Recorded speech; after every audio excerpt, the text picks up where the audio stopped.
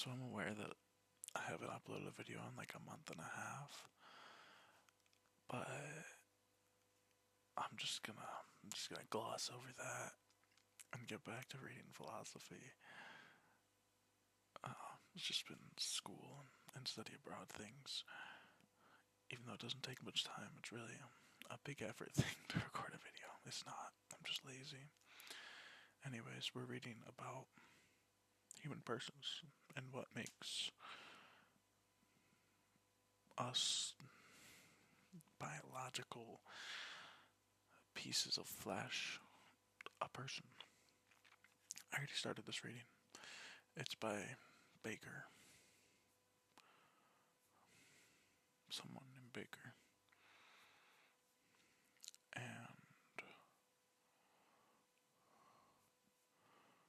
I'm just going to get into it. The non-identity of a person and an organism is manifested in the fact that organisms have a different persistence condition than persons.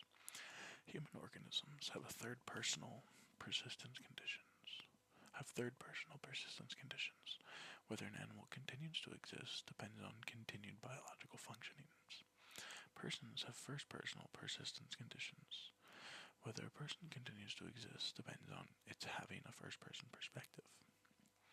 As far as we know, all of the beings in the world, we alone have first personal concept of ourselves. We alone understand ourselves from within, so to speak. We can think of ourselves without the need to identify ourselves by means of any description, name, or other third-person referring device.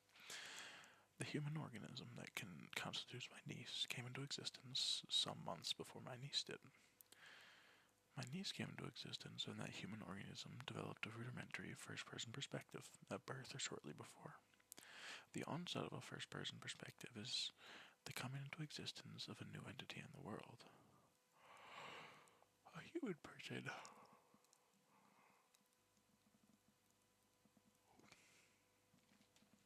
essentially has a first-person perspective. A human animal does not. Your persistence conditions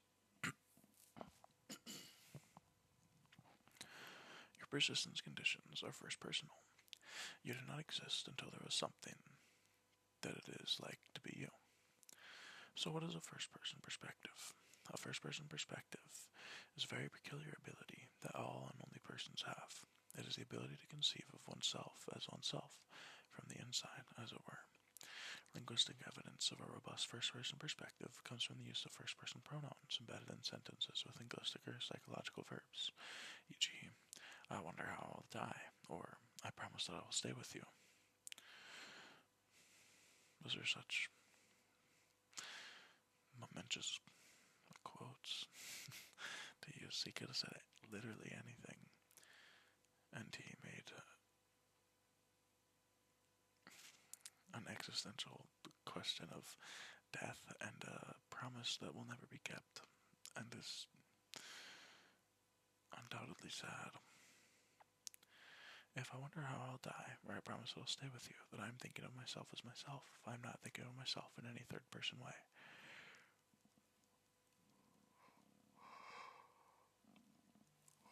Sorry for the yawning.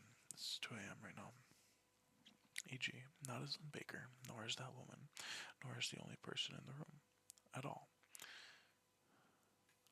So I assume this is Lynn Baker we're reading. Anything that can wonder how it will die, ipso facto, has a first-person perspective, and is thus a person. What one thinks from a first-person perspective cannot be adequately translated into third-person terms. To wonder how I'll die is not the same as wondering how Lynn Baker will die, even though I am Lynn Baker. This is so because I could wonder how I will die even if I had amnesia and didn't know who I was. A being with first-person perspective not only can have thoughts about herself, but she can also conceive of herself as the subject of such thoughts. I not only wonder how I'll die, but I realize that I am having that thought.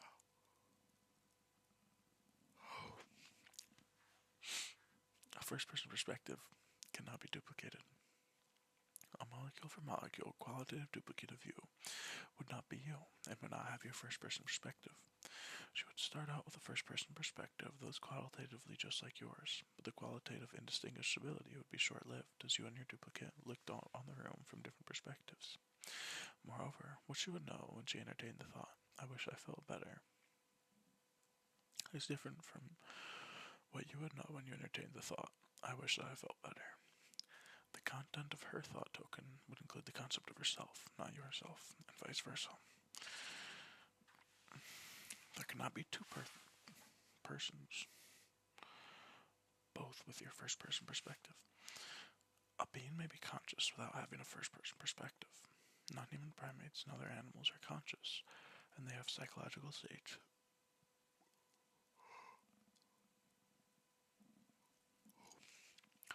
Like believing, fearing, and desiring. They have points of view, e.g., danger in that direction, but they cannot conceive of themselves as the subjects of such thoughts. Do we know that? Because I feel like they could. Maybe not. They cannot conceive of themselves from the first person. We have every reason to think that they do not wonder how they will die. So having psychological states like beliefs and desires, and having a point of view, are necessary, but not sufficient conditions for being a person. A sufficient condition for being a person, whether human, divine, ape, or silicon-based, is having a first-person perspective. There's a little footnote. Gallup's experiments with chimpanzees suggest the possibility of a kind of intermediate stage between dogs that have intentional states but no first-person perspective, and human persons that have first-person perspectives. In my opinion, Gallup's chimpanzees fall short of full-blown first-person perspectives. So I guess there's a study on it. So what makes something a person is not the stuff that it is made of. It does not matter whether something is made of DNA or silicon, or, in the case of God, no material stuff at all. It's interesting. She thinks that AI could be persons. I don't see why not. If we're people, unless souls exist, but that's the whole thing. Martian beings made out of green slime who had first-person perspectives, then they would be persons.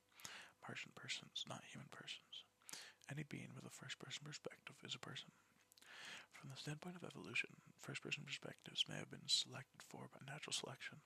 Alternatively, first-person perspectives, like the architectural example of spandrels, I don't know what spandrels are, may have been a byproduct of some other change. My interest in the first-person perspective is not in its origin, but in its status. First-person perspectives do not appear to be biologically significant, but whether they are biologically significant or not, first-person perspectives are ontologically significant.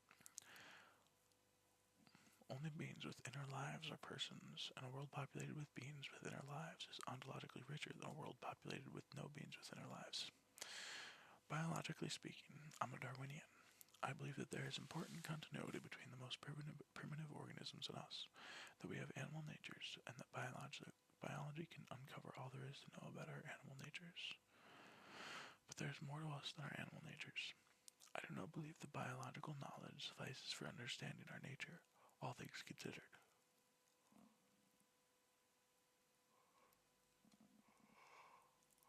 Like a substance dualist, I think that we are ontologically special. The worth or value of a person is not measured in terms of surviving offspring. But emphatically, unlike the substance dualist, I do not account for what makes us special in terms of having an immaterial part. What makes us ontologically special are our first-person perspectives. Let me distinguish the Constitution view of persons from Aristotle's view of form and matter. I'm also reading Aristotle right now, so this is cool. As is well known, Aristotle had a concept of a man, a rational animal, but no distinct idea of a person. A man is made up of matter. A man, on Aristotle's view, is a substance, but the matter that makes up the man is not itself a substance. Another footnote. If I understand her correctly, Eleanor Stump has suggested that we can construe matter and form in Aquinas, Aristotle's interpreter, as relative terms. Aquinas.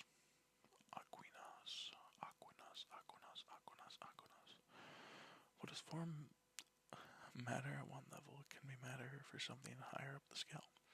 On this interpretation, form both is configured and what configures other things. The matter that makes something up may itself already have a form, i.e. be configured.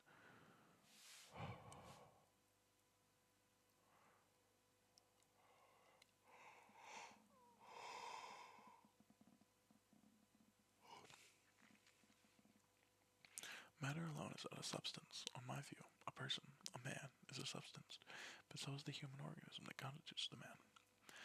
There are many other differences between the Constitution view and Aristotle's view that I cannot pursue here. Another footnote. For example, on the Constitution view, an artificial heart or an artificial hip would be a substance, but on Aristotle's view, a natural heart or a natural hip would not be a substance.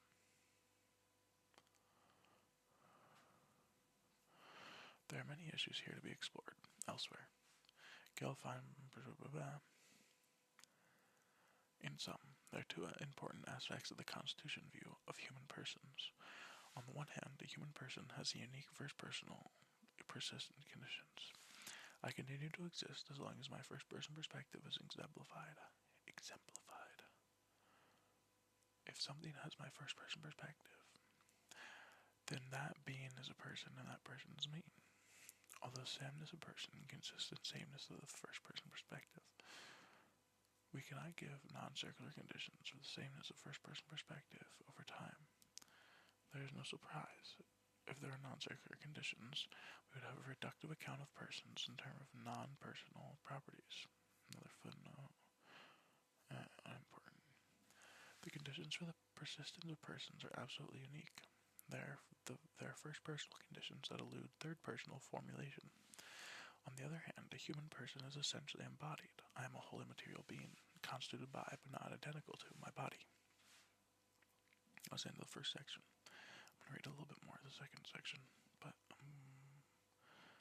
quite AP. Coming into existence, human organisms and human persons. I take the question, when does a human organism begin, to be a biological question. This empirical question stands in contrast to the philosophical question, when does a human person begin? Empirical data are relevant to philosophical questions, without being conclusive. Human organisms. One frequently heard answer to the question is that a human organism comes into existence at the same time of fertilization of a human egg by a sperm. But beware, there is not an exact moment of fertilization. Fertilization itself is a process that takes 20 plus hours. A little footnote. Moreover, everything in the natural world comes into existence gradually. Solar systems, cherry blossoms, jellyfish, tractors, and other artifacts. Thus, every natural entity has vague temporal boundaries, and hence is subject to vague existence. But it does not follow that there is any vague identity. If A equals B and A is vague, then B is vague in exactly the same respects.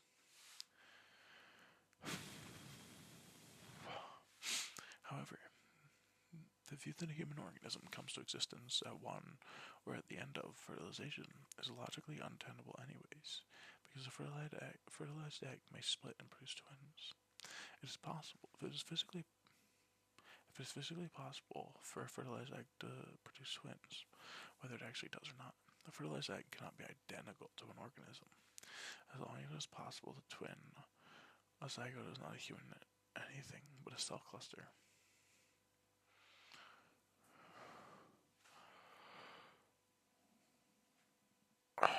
In the case of twinning, as Huamn explains, neither of the two humans that eventually develop can be identified as the same human as the zygote, because they can't both be so, as they are different humans from one another. It is logically impossible for one organism to be identical to two organisms, and of course, anything that is logically impossible is biologically impossible. In twinning, two or more twins come from a single fertilized egg, but neither of the twins is identical to that fertilized egg on pain of contradiction. To see this, suppose that a zygote, a cell cluster, divides and twins result. Let's call the zygote A and one of the twins B and the other twin C. If A are identical to both B and C, and by the transitivity of identity, B and C would be identical to each other. But B is clearly not identical to C. Therefore A, the zygote, could not be identical to B and C. A human organism cannot come into existence until there is no further possibility of twinning. Unless you say that there is a human organism that dies when it twins, and then there's two new ones that come into being when it dies.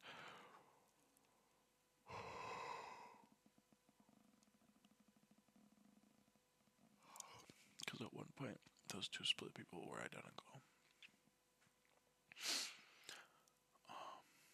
A human organism cannot come into existence until there is no further possibility of twinning, about 2 weeks after fertilization.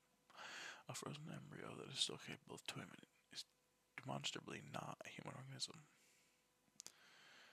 Footnote.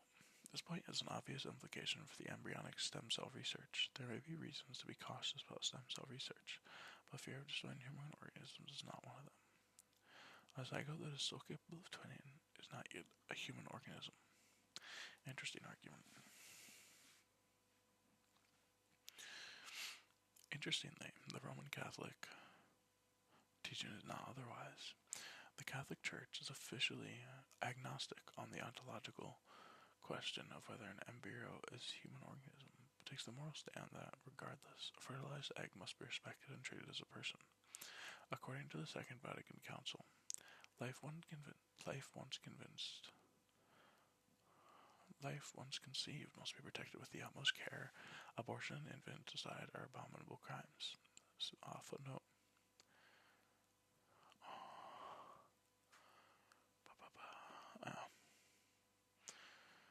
Unimportant. Just the quote.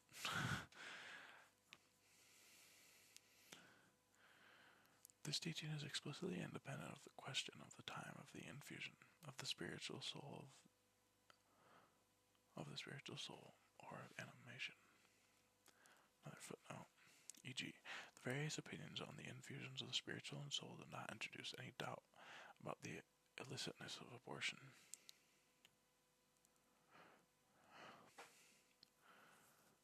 That is, the teaching deems it irrelevant whether or not there is a human organism at stake. This teaching simply is a prohibition. You should not kill by the abortion the fruit of the womb, regardless of whether the fruit of the womb is a human organism or not. To quote again from the instruction on respect for human life and its origin on the dignity of procreation, the magisterium has not expressly committed itself to an affirmation of a philosophical nature about the time that a person or a human organism comes into existence, but it constantly reaffirms the moral condemnation of any kind of procured abortion. This teaching has not been changed and is unchangeable. Okay, that's gonna end at 18 minutes. I'm back. Who knows how often I'll upload, but I'll try and do it. If you listen to this, thanks. I hope you sleep great. I'm gonna sleep great. Have a nice night. Adios. Bye bye. Sayonara. See you later.